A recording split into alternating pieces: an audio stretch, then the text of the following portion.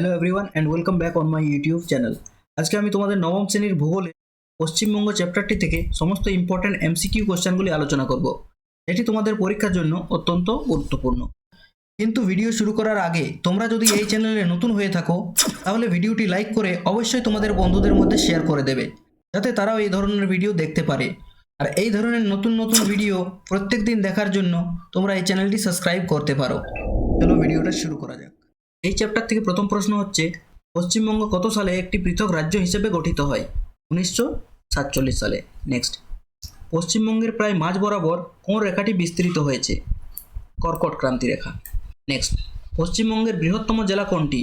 পশ্চিমবঙ্গের বৃহত্তম জেলা হলো দক্ষিণ 24 পরগনা। উত্তর পূর্ব ভারতের প্রবেশদ্বার বলা হয় কোন শহরকে? শিলিগুড়ি শহরকে উত্তর পূর্ব ভারতের প্রবেশদ্বার বলা হয়। পশ্চিমবঙ্গের সর্বোচ্চ শৃঙ্গের নাম কি? পশ্চিমবঙ্গের সর্বোচ্চ শৃঙ্গ হচ্ছে সান্দাকফু এবং এর উচ্চতা কত? এর উচ্চতা হচ্ছে 3630 মিটার। ত্রাসের নদী কাকে বলা হয়? তিস্তাকে ত্রাসের নদী বলা হয়। তিস্তা নদীকে ত্রাসের নদী বলা হয়। পশ্চিমবঙ্গের শুষ্কতম জেলা কোনটি?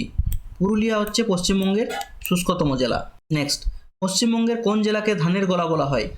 বর্ধমান জেলাকে ধানের গোলা বলা হয়। সুন্দরবন অঞ্চলের উদ্ভিদ সমূহে কোন মূল দেখা যায়? শ্বাসমূল দেখা যায়। নেক্সট, ল্যাটেরাইট মৃত্তিকার রং লাল হওয়ার কারণ কি? লোহা থাকে এই মাটিতে, তাই এর রং লাল। পশ্চিমবঙ্গের নবতম জেলা কোনটি বা নবীনতম জেলা কোনটি? পশ্চিম বর্ধমান হচ্ছে পশ্চিমবঙ্গের নবীনতম জেলা। তরাই শব্দের অর্থ কি? তরাই শব্দের অর্থ হলো স্যাঁতস্যাঁতে। ডুয়ার্স শব্দের অর্থ কি? ডুয়ার্স শব্দের অর্থ হলো দরজা। ভারতের গ্লাসগো বলা হয় কোন শহরকে? হাওড়া শহরকে ভারতের গ্লাসগো বলা হয়। পশ্চিমবঙ্গের প্রধান নদীর নাম কি? গঙ্গা হচ্ছে পশ্চিমবঙ্গের প্রধান নদী। নেক্সট, কাল বৈশাখী ঝড়কে ইংরেজিতে কি বলা হয়? নরওয়েস্টার বলা হয়। পশ্চিমবঙ্গের একমাত্র মৎস্য বন্দরটির নাম কি? শঙ্করপুর। পশ্চিমবঙ্গের উচ্চতম রেল স্টেশনের নাম কি? ঘুম রেল স্টেশন।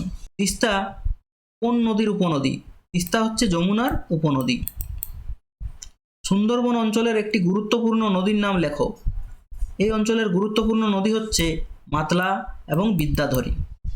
পশ্চিমবঙ্গের প্রধান অর্থকরী ফসলের নাম কি? চা ও পাট হচ্ছে পশ্চিমবঙ্গের প্রধান অর্থকরী ফসল। নেক্সট, রাঢ় হবে। রাঢ় শব্দের অর্থ কি?